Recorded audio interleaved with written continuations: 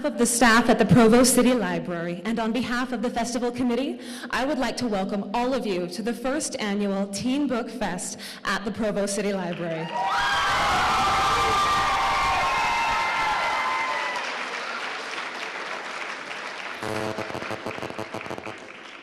The library is thrilled to host the first book festival of its kind in Utah, an event designed specifically for a young adult audience and for those who read, write, and enjoy young adult literature. And now I have the pleasure of introducing Mr. Scott Westerfeld. Already an icon, Mr. Westerfeld has written 12 novels for young adults and 5 for adults, including the Midnighters series and the Uglies trilogy. His current project, the Leviathan trilogy, is a lush alternate history of World War I that includes steampunk machinery and Darwinist beasties. Mr. Westerfeld has become one of the most influential voices in young adult publishing today. In a world full of half-hearted heroism, his characters leap off the page and know and understand the true meaning of valor. We've been to the midnight hour with Jessica Day, fought government oppression with Tally Youngblood, scaled the rat lines of the airship Leviathan with Darren Sharp, and piloted a clanker Stormwalker with Alec Ferdinand. Mr. Westerfeld is a talented wordsmith, an incisive social critic, and a wonderful, masterful storyteller. Ladies and gentlemen, please help me to welcome Mr. Scott Westerfeld. Thank you so much for having me and for that great introduction. And for everyone who has dressed up steampunk, I say a special thank you. That was awesome. And will continue to be awesome, I hope. One of the main reasons I'm standing here today, and that you guys know about me, in as much as I am going to talk mostly about Leviathan, one of the reasons you guys know about me is because of the Uglies series, of course. And there's a question I get a lot that I like to answer right off the bat, which is, where did you get the idea for the Uglies series? And it sort of came out of a strange little incident that didn't happen to me, but that happened to a friend. A friend of mine, about 10 years ago, had to move from New York City to Los Angeles. This was a sad and devastating thing to happen to him. Some of you may know there's a rivalry between the two cities on the two coasts, because they've got their movie stars and their palm trees, but we've got our muggers and our subways and our dump trucks, and I don't know why they try, but they do. And so he had to move there for work. And he wound up, and we all teased him about it and told him how much he was going to turn into a Los Angelino. And so he headed off, and he started writing us these emails about how weird it was to live there and how strange it was. And one of them was about going to the dentist for the first time in Los Angeles. He goes to the dentist, perfectly ordinary, regular dental appointment at first. You swish, you spit. But then, right at the end, the dentist took a strange step closer to him, put her hand on his shoulder, and said, "Mr. Sams, I think I need to see you in my office afterwards." So he was a little nervous. He thought maybe he had some sort of lip cancer or something. So he went back to her office. She has a big desk, all of her credentials on the wall. She folds her fingers and says to him, "Mr. Sams, let me ask you a serious question. Where do you want your teeth to be in 5 years?" And he said, "In my mouth?" And she said, "Yes, very amusing, but seriously, I think we need a 5-year plan for your teeth." And he said, I don't know what you're talking about. I don't have a 5-year plan for any of my body parts. What do you mean? So they had this long, uncomfortable conversation. And what he finally realized is that she was saying, here are your regular coffee-drinking New Yorker teeth. And over here are Tom Cruise's teeth. Like when Tom Cruise smiles, and it's like a bank of perfectly straight spotlights are shining into your eyes. And she was saying, how much money do you want to spend? How much time? How much pain are you willing to go through over the next 5 years to get what percentage of the way between you and Tom Cruise? So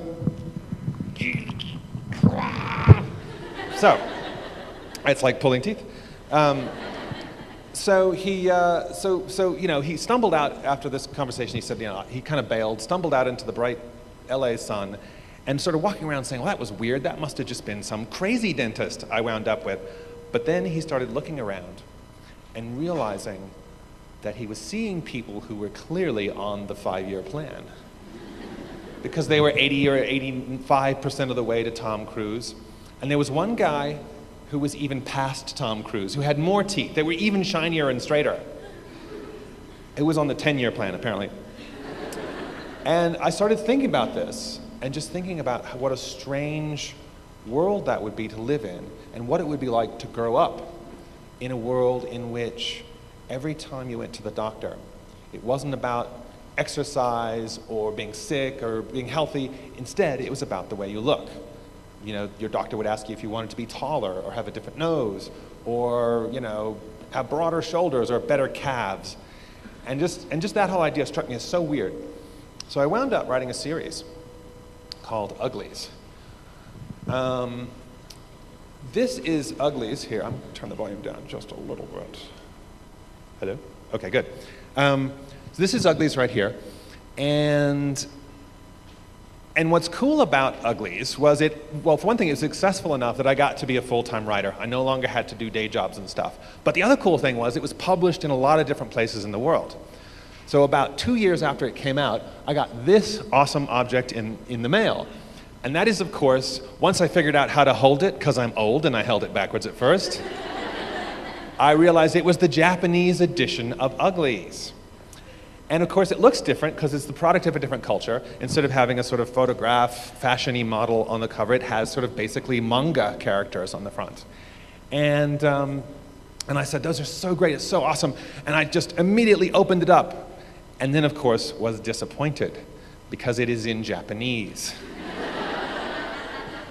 And I can't read Japanese. I can't, when I got the French one, I could at least go and see how they translated hoverboard.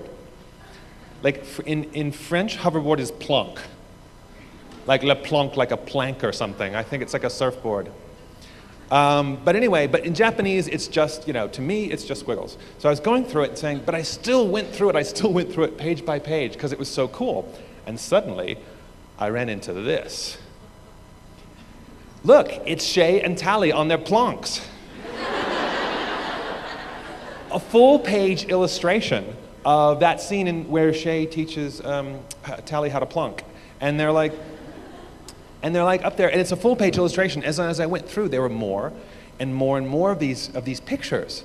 And I was like, that's really cool. Like, how did that happen? How did my book get translated not only from English to Japanese, but also from a normal texty novel to an illustrated novel? Because it's like they're two different forms. And why did they do it? Did they do it because the kids wouldn't understand certain cultural references, and they figured they needed a picture to help them? So I posted this picture on my blog, and rather surprisingly, there was outrage on the internet.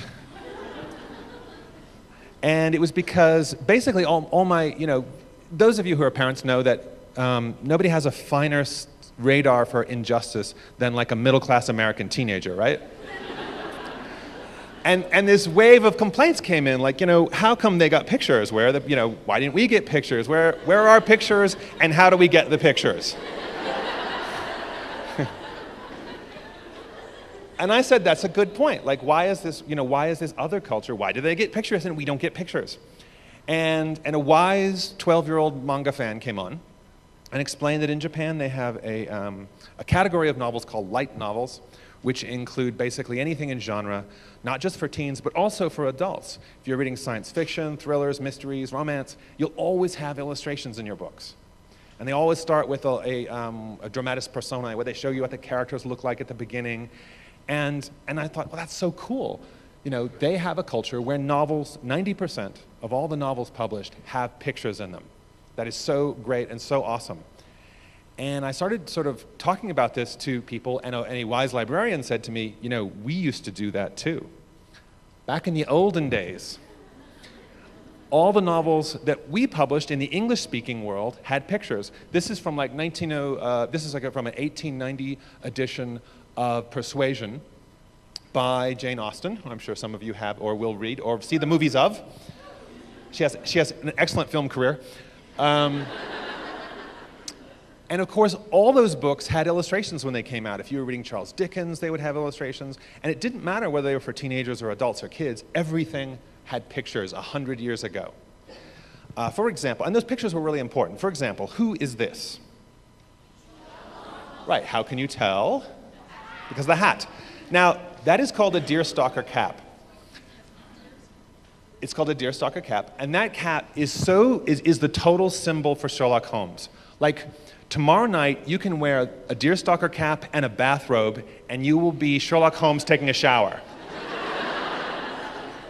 You don't need a magnifying glass, you don't need the pipe, you just need the cap, and you are Sherlock Holmes. In fact, I've been to some library systems where they put little deerstalker caps on the spines of all the mysteries. Like, you know how you put rocket ships on science fiction or hearts on romance? Like, that is the symbol for literary detection.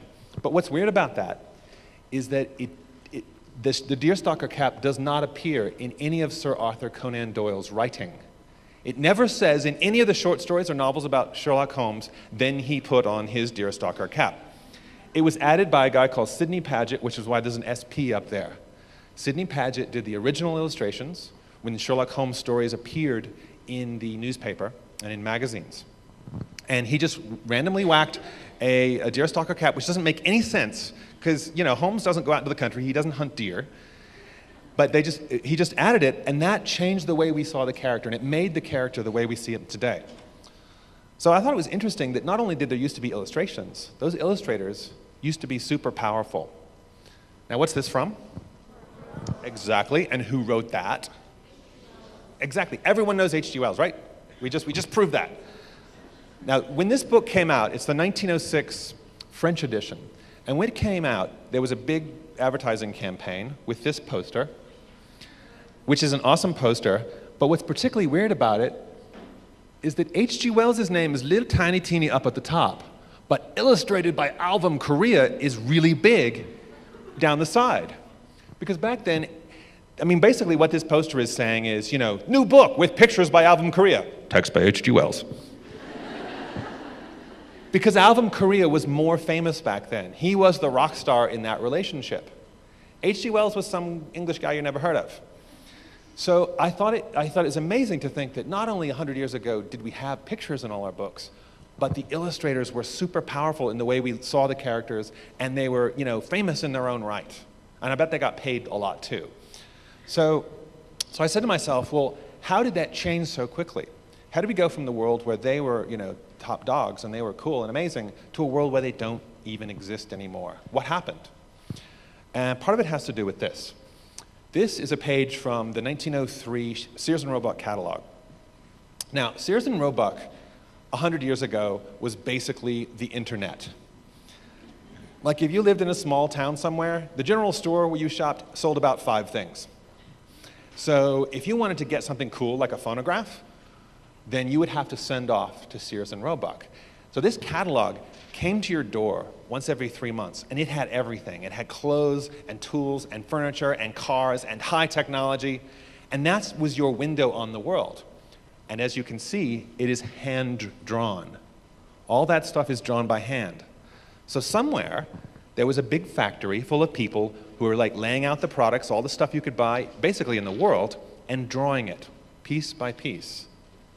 Now that meant hundreds of illustrators were doing that. And this wasn't just the Sears and Roebuck catalog. If you opened up a newspaper to the sports page, you'd get something like this. Because they would send, you know, not just a reporter to the game, but also an artist. And those guys could draw really fast, as you can see. Like if your house burned down, they wouldn't just send a reporter, they would send an artist to do the house burning down. And why is that funny? I don't know. It is funny though. Because they send a photographer now.